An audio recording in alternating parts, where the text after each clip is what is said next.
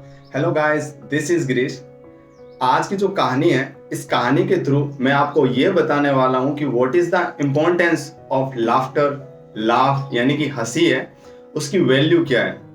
तो ये कहानी है 3 लोगों की जो जंगल में खो जाते हैं और उनकी मुलाकात एक राक्षस से होती है।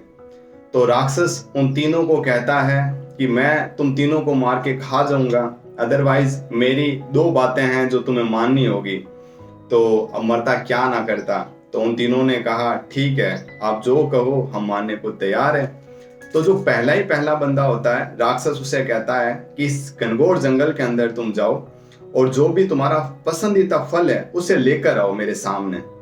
यही बात दूसरे को कहता है और यही बात तीसरे को कहता है। अब वो तीनों जो लोग हैं वो अलग अलग डायरेक्शन में चले जाते हैं। कुछ देर बाद में वापस आते हैं।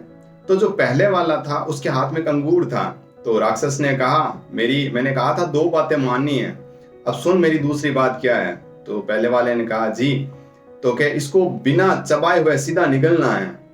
तो क्योंकि अंगूर छोटा सा ही होता है तो पहले वाले व्यक्ति ने उसको अच्छे सा निगल लिया। अब बारी थी दूसरे वाले की। दूसरे वाले के पास जो था वो था केला। तो अब राक्षस ने कहा कि इसको सीधा निकलो। तो वो व्यक्ति जैसे ही उसने अपने मुंह में ठूसने की कोशिश की, उसकी जो नजर थी वो तीसरे व्यक्ति की तरफ पड़ी। और जो तीसरा व्यक्ति था उसको देखते ही दूसरे वाले ने जोर जोर से हंसना स्टार्ट कर दिया। तो राक्षस ने कहा तू हंस क्यों रहा है। तो दूसरे व्यक्ति ने कहा वो जो तीसरा आ रहा है ना, उसके हाथ में कटहल है यानी कि जैक फ्रूट।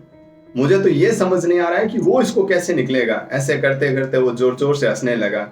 उसको देखकर पहले वाला हंसने लगा और उन दोनों को देखकर जो राक्षस था वो भी जोर जोर से हंसने लगा। और ये सब देखकर जो राक्षस था उसका मूड बदल गया और उसने कहा चले जाओ, मैं तुम तीनों को ऐसे ही छोड़ देता हूँ। यार तुमने तो सच में मेरा दिन बना दिया।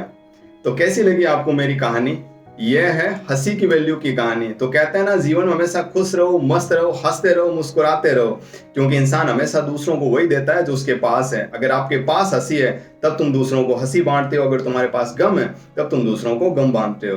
तो कैसी लगी मेरी ये कहानी मुझे मेरे कमेंट सेक्शन में जरूर बताना और मुझे इंतजार रहेगा आपके सुझावों का। Thank you.